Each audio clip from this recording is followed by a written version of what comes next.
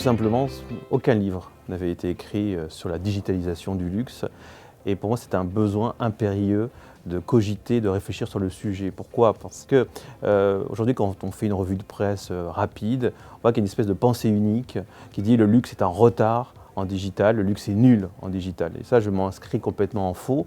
Et souvent, derrière cette pensée, on veut appliquer au luxe des méthodes de digitalisation qui sont les mêmes que dans d'autres secteurs d'activité. Donc il était fondamental d'une part de révéler une vérité, c'est que le luxe n'est pas en retard sur le digital, mais plus encore de réfléchir, de penser à une digitalisation singulière du luxe.